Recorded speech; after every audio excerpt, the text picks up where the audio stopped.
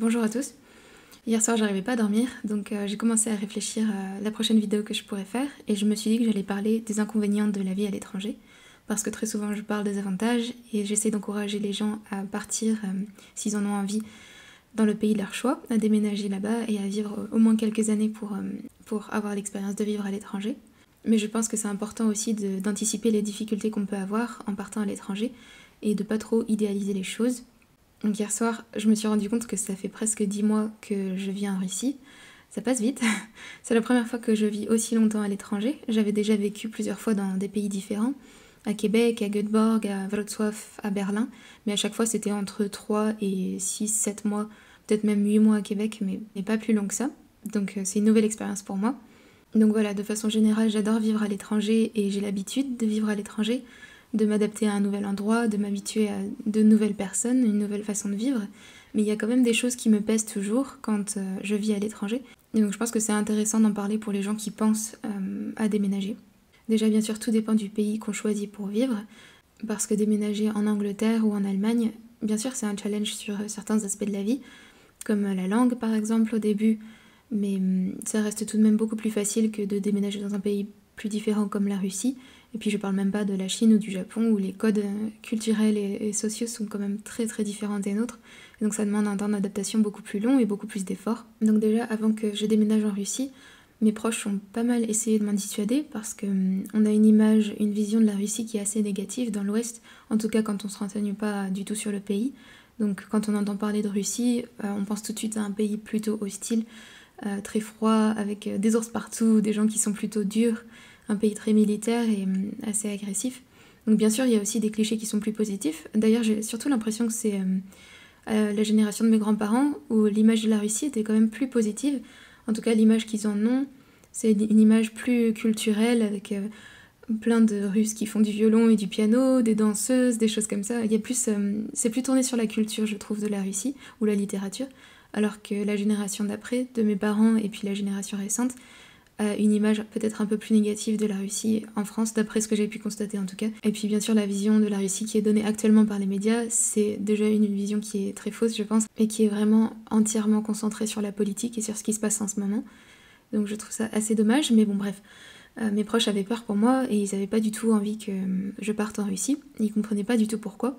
Donc on m'a pas mal dit que ce projet d'aller en Russie c'était juste un rêve, que je planais dans les nuages et qu'il fallait que j'arrête de rêver, que je redescende sur Terre et que l'idée que j'avais de la Russie était totalement fausse par rapport à la réalité. Mais en fait je suis pas partie sur un coup de tête, ça faisait longtemps que je préparais ça. Bien sûr la situation avait changé entre le moment où j'avais décidé de partir en Russie il y a quelques années et puis le moment où j'ai réussi à finalement partir. Mais j'étais bien renseignée, ça faisait déjà longtemps que je me renseignais sur la Russie, que j'apprenais plus de choses sur la culture, que je discutais avec des gens beaucoup. Donc ça m'a énormément facilité les choses. Quand je suis arrivée à Moscou, je n'étais pas perdue, je connaissais déjà quelques personnes, je parlais déjà la langue assez bien. Donc vraiment tout ce travail que j'avais fait en amont, ça m'a beaucoup facilité l'intégration en Russie. J'ai pas été surprise, j'ai pas été déçue, j'ai pas eu de choc culturel énorme en arrivant. Je me sentais déjà plus ou moins chez moi parce que j'étais déjà venue 2 fois. J'avais fait un tour à Saint-Pétersbourg pendant quelques jours et puis j'étais venue pendant 2 semaines à Saint-Pétersbourg et à Moscou. Donc je savais à peu près ce que je faisais, je savais où j'allais. Et bien sûr le fait d'avoir déjà pas mal voyagé et vécu à l'étranger, ça m'a beaucoup aidé aussi.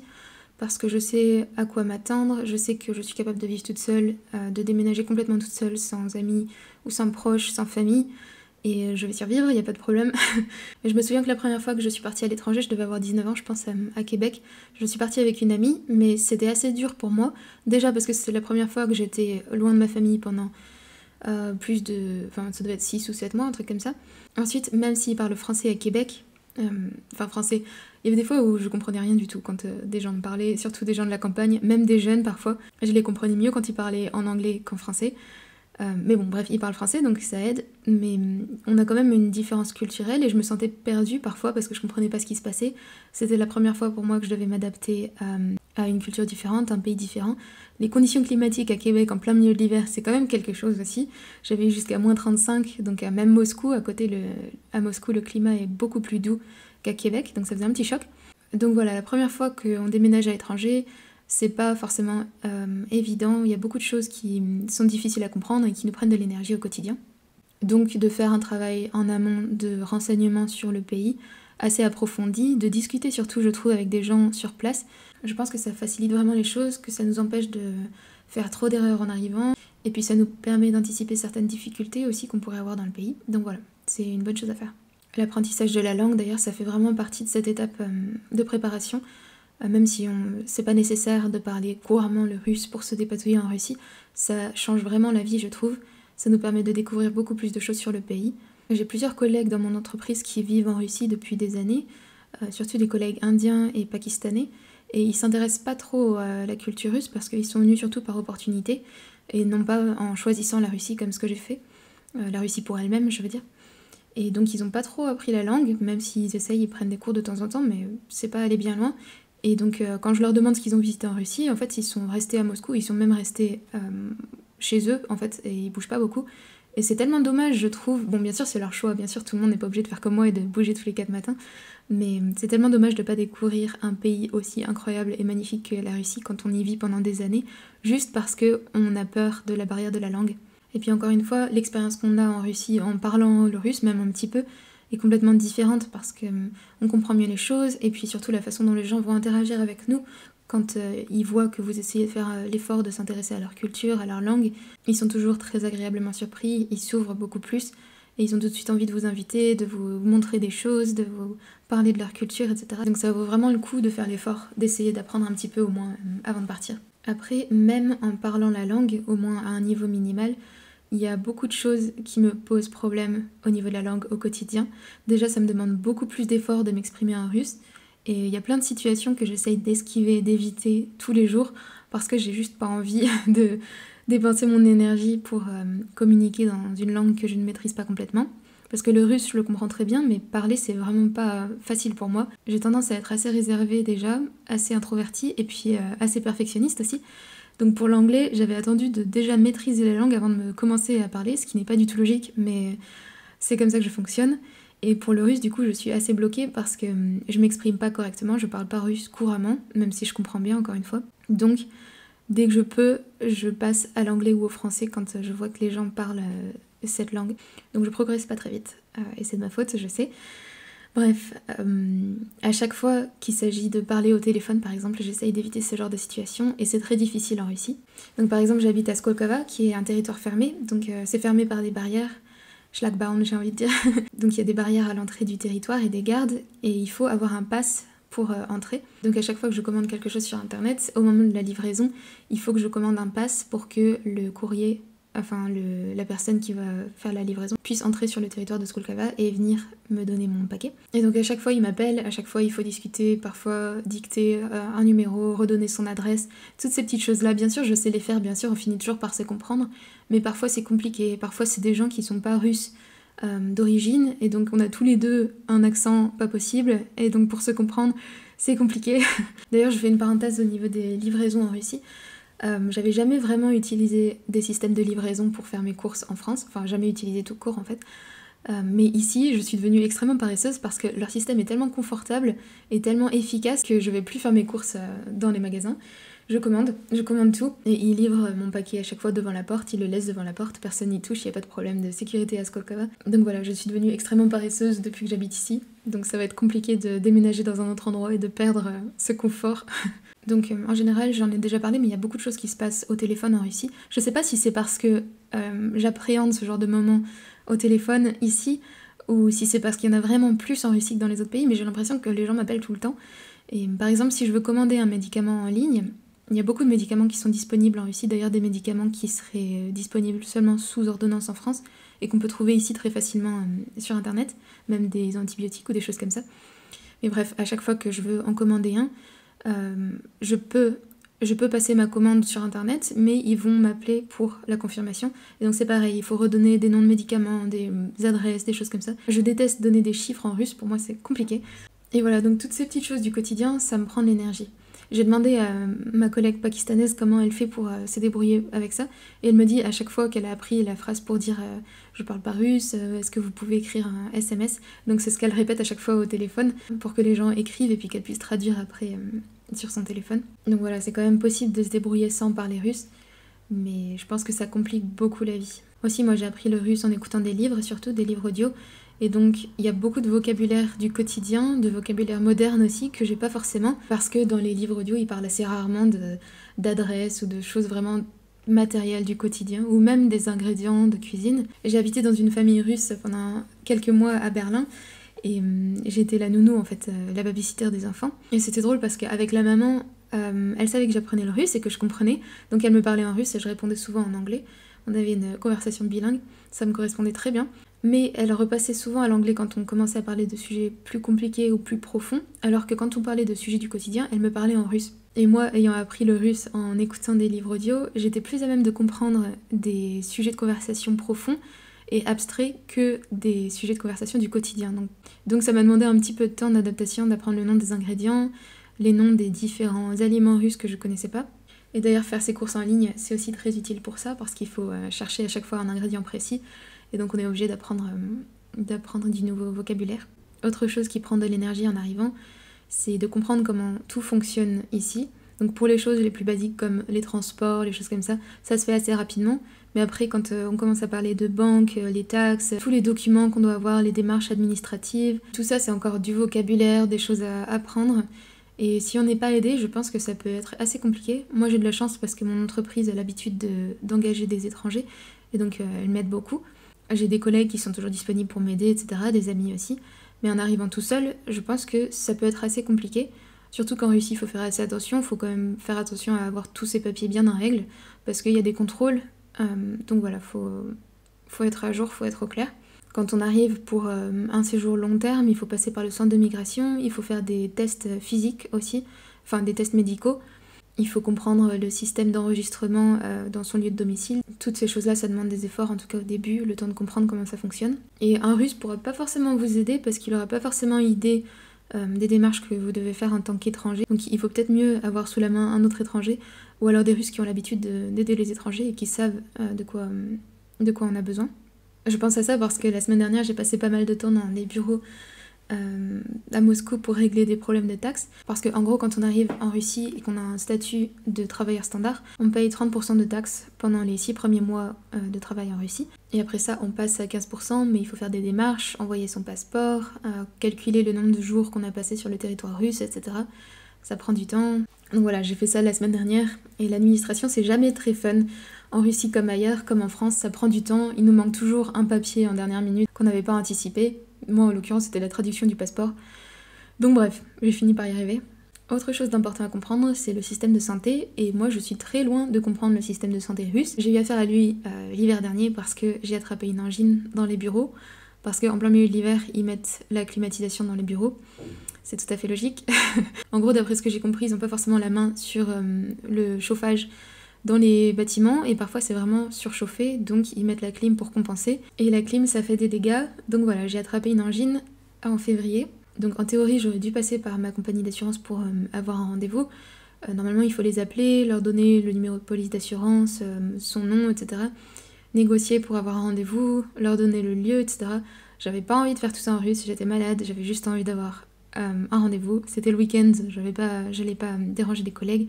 Donc je me suis dit que j'allais prendre un rendez-vous en ligne. En Russie, c'est très facile d'obtenir un rendez-vous médical. C'est pas du tout comme en France où il faut anticiper pendant des mois. Ici, on peut trouver du jour pour le lendemain. Donc voilà, j'ai pris un médecin généraliste. Il y avait le prix de la consultation, c'était pas très élevé. Je me suis dit tant pis pour le remboursement, je vais juste y aller comme ça pour qu'elle me donne quelque chose pour ma gorge.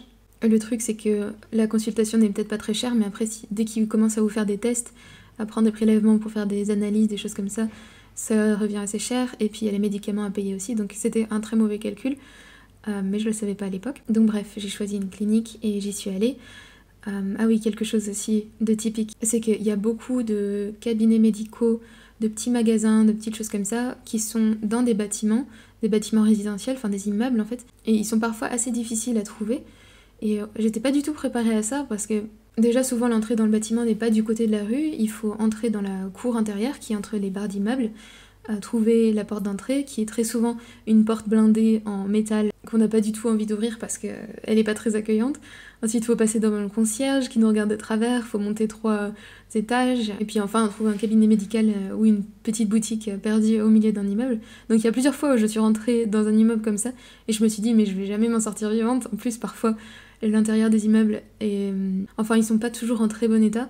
Parfois, c'est assez lugubre et donc voilà. C'est assez surprenant parfois. Bien sûr, il y a plein de cliniques qui sont aussi très modernes. Ça dépend desquelles, mais là, en l'occurrence, c'était pas le cas. Et donc, je me suis retrouvée dans un couloir qui faisait vraiment très soviétique, très froid, avec des chaises en métal le long du mur, des murs peints en verre, un peu fissurés, etc. C'était vraiment une ambiance pas très chaleureuse, on va dire. Les infirmières n'ont pas toujours l'air très commodes. Souvent, elles ont 45-50 ans. Et on sent qu'on n'a pas l'intérêt à se plaindre quand elles nous font une piqûre. Aussi, les gens se demandent toujours ce que je fais là quand ils lisent mon nom. Déjà, j'ai un nom à rallonge en 3 mots, c'est pour ça aussi que les démarches administratives, à chaque fois, c'est une galère pas possible. Parce que même en France, ça fait soupirer les gens, mais alors en Russie, je vous dis pas. Donc bref, quand le docteur a vu mon nom sur le papier, et qu'elle a compris que j'étais étrangère, etc., elle avait vraiment un air de bulldog au début. Après, au final, elle s'est un peu radoucie. Très souvent, les femmes russes plus âgées me prennent un petit peu sous leur aile, ou les gens en général, en fait, en Russie. J'ai l'impression que ils se disent, mais la pauvre petite, qu'est-ce qu'elle fait là? Il faut l'aider parce qu'elle va jamais s'en sortir toute seule. Donc elle a fini par se radoucir, par m'examiner et tout ça, par me dire que j'avais une angine, et puis elle m'a donné des conseils sur ma vie, ce qui m'arrive très souvent. En l'occurrence, je venais pour ma gorge, mais elle m'a quand même dit qu'il fallait que je me marie très vite avec un russe et que j'ai des enfants rapidement. Elle m'a aussi donné une ordonnance écrite à la main, et déjà que de base, j'ai du mal à déchiffrer l'écriture des Russes parce que le russe manuscrit ne ressemble pas du tout à l'alphabet qu'on lit dans les livres. Donc déjà j'ai du mal de base. Il y a des fois où quand des Russes écrivent, j'ai l'impression que c'est juste des petites vagues, il n'y a absolument aucun moyen de distinguer les lettres les unes des autres. Et là en plus c'était un médecin qui écrivait, donc j'ai même pas essayé de déchiffrer. J'ai pris une photo, j'ai envoyé ça à un ami qui heureusement avait une sœur qui était médecin, donc on a réussi à déchiffrer ensemble. Mais c'est pareil, sans aide, sans avoir personne sur place, ça peut être assez compliqué de se débrouiller dans ce genre de situation. Donc voilà, je suis passée par plusieurs cliniques au final en Russie, par 4 cliniques exactement. Et c'était pas évident parce que dans mon cas c'est assez compliqué parce que les antibiotiques ne fonctionnaient pas, je suis restée malade assez longtemps. Et donc on perd de l'énergie, on n'a pas du tout envie de parler quand on est malade comme ça, de parler en russe, d'aller dans des cliniques où personne ne parle anglais ou français. Et puis pareil, j'ai pas de famille en Russie, donc même si je peux demander de l'aide à mes amis, je peux demander de déchiffrer une ordonnance ou des choses comme ça. C'est pas la même chose, je veux pas leur demander la même chose que ce que j'aurais demandé à un membre de la famille.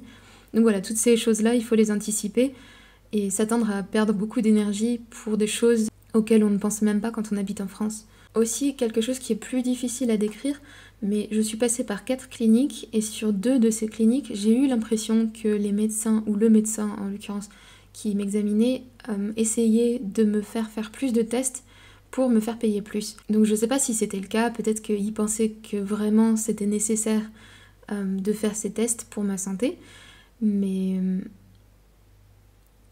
c'est une sensation que j'ai jamais eue en France. Et après j'en ai discuté avec des amis russes et certains m'ont dit qu'effectivement il faut faire attention en Russie. Et je me rends compte que sur plein de petites choses du quotidien, je suis assez naïve en arrivant en Russie parce qu'il y a des choses auxquelles je ne pense pas. Je m'attends tout simplement à ce que les choses fonctionnent pareil qu'en France. Et c'est pas toujours le cas au final.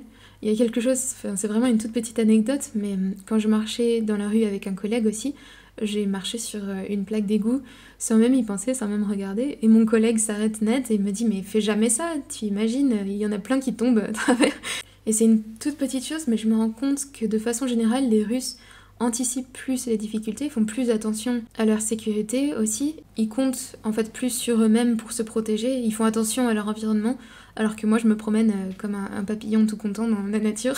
Un autre très petit détail aussi qui me fait penser à ça, c'est au niveau de la nourriture, parce qu'en Russie j'ai vu beaucoup plus de produits qui étaient expirés toujours en rayon dans les magasins, et aussi des produits qui sont de qualité très très faible, et qui sont à peine mangeables. Et ça, c'est des choses que j'ai pas forcément vues en France. Donc même chose, j'ai l'habitude de prendre les paquets en France sans trop regarder ce que je prends. Et ici, je pense qu'il faut faire plus attention parfois. Un autre inconvénient que je trouve à vivre à l'étranger, et dont j'ai déjà parlé d'ailleurs dans une vidéo précédente, c'est que d'un côté, le fait d'être étranger, ça nous donne beaucoup d'avantages. On intéresse plus les gens, ils ont plus envie de nous faire découvrir, on est invité assez facilement parce que les gens veulent aussi en apprendre plus sur notre culture, surtout si on a la chance d'être français et d'avoir une culture qu'ils trouvent en général intéressante. Mais d'un autre côté, il y a quand même souvent une barrière culturelle entre nous, où on ne peut pas se comprendre complètement. Ça dépend des Russes bien sûr, mais pour les Russes qui habitent plutôt à la campagne, dans des plus petites villes, qui ne parlent pas un mot d'une autre langue, qui n'ont jamais appris une autre langue, qui sont jamais sortis de la Russie, qui ne se sont jamais vraiment trop intéressés à d'autres pays, C'est assez difficile au final de se comprendre, je trouve, même si on se comprend sur plein d'aspects de la vie, parce qu'on est tous les deux humains et on vit de la même façon. Mais il y a quand même plein de différences culturelles qui fait qu'on a une barrière entre nous. Surtout parce qu'ils ne comprennent absolument pas d'où vous venez.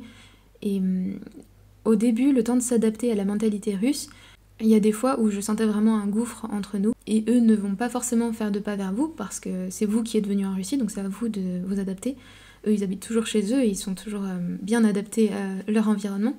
Donc certains d'entre eux ne vont vraiment pas comprendre d'où vous venez et ce que vous pouvez ressentir en face d'eux. La semaine dernière, par exemple, j'ai pris un blablacar pour revenir de Tomsk vers Novosibirsk.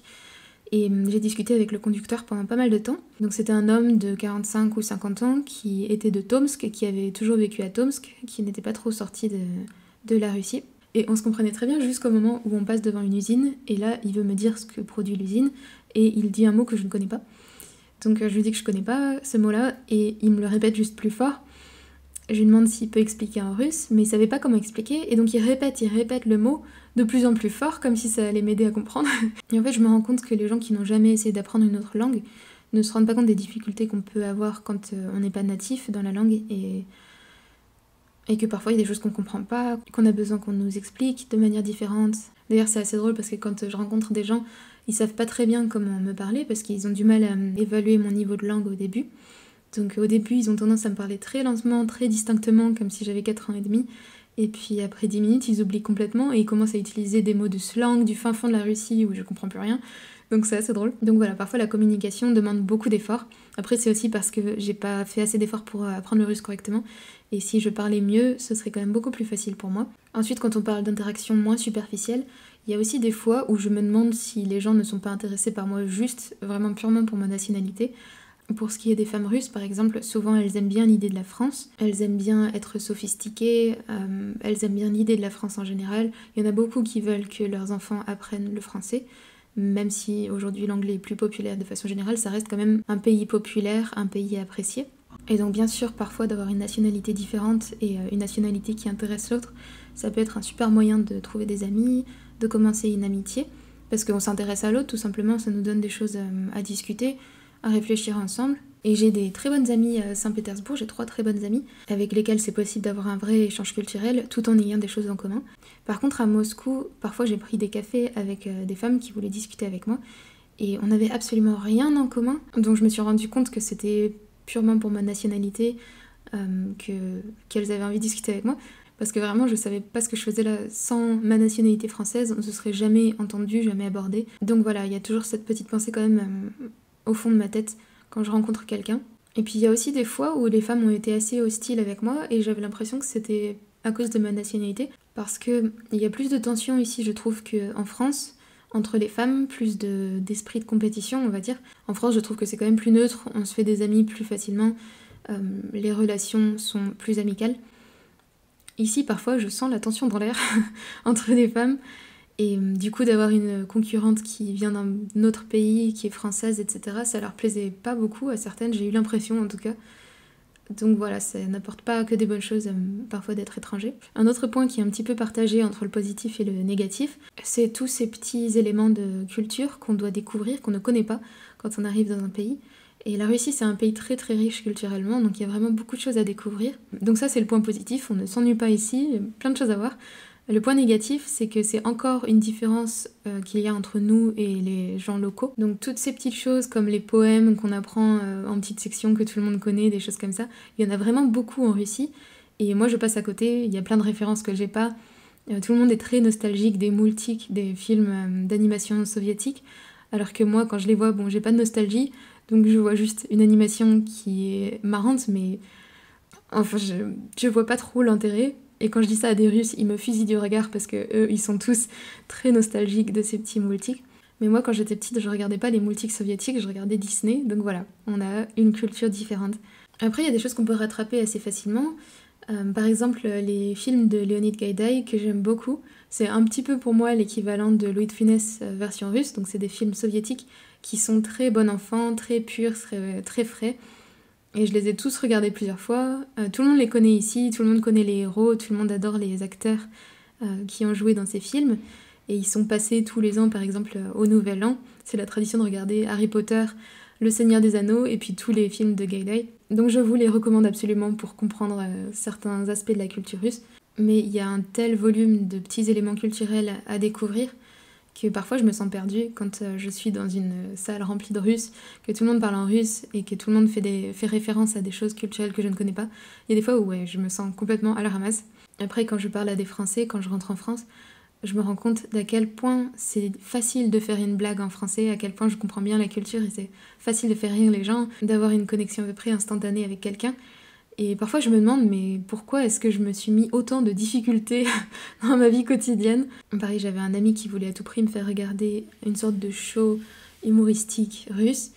Et donc il me surveillait du coin de l'œil pour savoir si je rigolais au bon moment en regardant un épisode. Et moi forcément, bon bien sûr il y a des choses que je comprends, les blagues les plus évidentes, les choses qui sont drôles de façon un peu universelle, mais il y a beaucoup de choses en Russie qui demandent une connaissance poussée de la culture. Les Russes aiment beaucoup leur langue, ils aiment beaucoup jouer avec les mots, et ça c'est très difficile à suivre quand on ne maîtrise pas complètement la langue parce que les nuances sont très subtiles. Ils ont une langue qui est vraiment très subtile, et aussi il y a pas mal de fois où la blague est liée à la connotation du mot, quand le mot est un petit peu vulgaire, un petit peu grossier, ou des choses comme ça, et c'est des mots que je ne connais pas, ils étaient pas dans les livres que j'ai écoutés en apprenant le russe. Donc voilà, je rigolais pas forcément quand il fallait que je rigole en regardant des shows humoristiques en russe. Et bien sûr, ça fait moins d'1 an que j'habite en Russie, donc ça va finir par venir. Il faudrait que je passe plus de temps dans des familles russes pour être vraiment entourée par la culture. Mais bon, en attendant, il y a des références, des éléments culturels qui me passent à côté. Et puis un dernier point qui est assez évident, mais quand même je pense que c'est important de le mentionner, c'est le fait d'être loin de ses amis, loin de sa famille. Bien sûr, on reste en contact, c'est facile de se téléphoner, d'échanger des nouvelles, de poster des stories Instagram ou quoi que ce soit pour rester en contact. Mais c'est quand même pas la même chose, il y a plein d'événements que je rate à la maison. Et ça fait un moment que je voyage partout, donc un moment que je rate ces événements importants dans la vie de mes amis et de ma famille. Et c'est un choix que j'ai fait. Je regrette pas du tout d'être partie à l'étranger, ça m'apporte beaucoup. Mais il y a des fois où je me rends compte que je suis moins proche de mes amis et de ma famille que j'aurais pu l'être en restant à la maison. Et voilà, c'est important de choisir vraiment ce qu'on veut et ce qui est le plus important pour nous, je pense. Je pense que j'ai fait le tour. À chaque fois, je me dis que je voudrais faire des vidéos un petit peu plus courtes parce que moi-même, quand je vois une vidéo qui fait 20 minutes, j'ai pas forcément envie de la regarder, c'est trop long pour moi, je suis découragée d'avance, mais je suis trop bavarde, c'est comme ça. Désolée pour ça. Aussi, après ma dernière vidéo, il y a beaucoup de gens qui m'ont envoyé des commentaires pour me dire de faire attention à moi. Donc merci pour votre inquiétude. Après, ça fait quand même un moment que je me débrouille toute seule. J'ai quitté la maison de mes parents quand j'avais 18 ans pour m'installer ailleurs et j'ai toujours réussi à m'en sortir. Là, en l'occurrence, la situation de la dernière fois à Tomsk, c'était dans un restaurant, il y avait du monde autour, j'ai pas bu avec eux, ou en tout cas très peu, donc je sais quand même faire attention à moi. Mais merci pour vos commentaires. En Russie, très souvent, les gens veulent me protéger et ils ont souvent l'air de penser que je vais pas survivre très longtemps en Russie. D'ailleurs, la semaine dernière, on m'a donné cette chose qui est un pepper spray, je sais plus comment ça s'appelle en français, mais pour pchiter dans les yeux des gens qui nous attaquent. Bref, c'est marqué dessus contre les gens agressifs et les chiens méchants. Je sais que je l'utiliserai jamais. Après, j'ai survécu en France pendant des années sans jamais être agressive ou sans répondre à l'agression par l'agression. Il y a beaucoup de fois aussi où juste le fait de sourire et d'être gentil, ça fait que les gens n'ont pas envie de nous attaquer. Donc je sais pas jusqu'à quel point ça fonctionne, cette attitude, mais je pense que ça protège quand même beaucoup. Ah oui, encore autre chose. Je vais finir cette vidéo à un moment ou un autre, c'est promis. Mais il y a des gens qui m'écrivent, qui m'envoient des messages privés surtout, pour que je les aide dans leur démarche pour venir en Russie, et je ne peux pas faire ça pour vous. Déjà parce que j'ai pas du tout assez d'expérience. Moi j'ai une expérience assez particulière, j'ai été invitée par une entreprise qui m'a beaucoup aidée, donc je suis venue dans des conditions particulières, j'ai eu beaucoup de chance. Aussi, je sais pas du tout les opportunités que vous pourriez avoir dans votre domaine professionnel. Donc bref, je suis pas qualifiée pour vous aider, mais il y a des gens qui m'ont recommandé une chaîne YouTube, plusieurs fois d'ailleurs, la chaîne du Frussien, Alexandre Frussien, qui a l'air de... J'ai pas encore regardé toutes ces vidéos sur le sujet, mais qui a l'air d'aborder ce genre de sujet, de comment venir en Russie, les aspects plus matériels, etc. Donc si vous avez besoin de conseils plus matériels pour venir en Russie, je pense que sur sa chaîne il y aura beaucoup d'infos. Et puis il parle de la Russie de façon plus profonde que ce que je fais. Moi je vous présente simplement ce que je vis au quotidien sans trop d'analyse parce que ça fait pas très longtemps que je suis ici. J'ai absolument pas le recul pour parler des choses plus en profondeur. Ça viendra peut-être. Après j'ai pas non plus envie de parler de politique sur cette chaîne parce que je trouve qu'on parle assez de politique par rapport à la Russie. Donc mon objectif c'est plus de vous montrer la vie quotidienne, les villes différentes et puis de vous raconter ce que les Russes me racontent tout simplement. Mais j'ai pas envie de parler de politique, et puis de toute façon je suis absolument pas qualifiée pour le faire, je n'ai pas les connaissances et le recul nécessaires pour ça.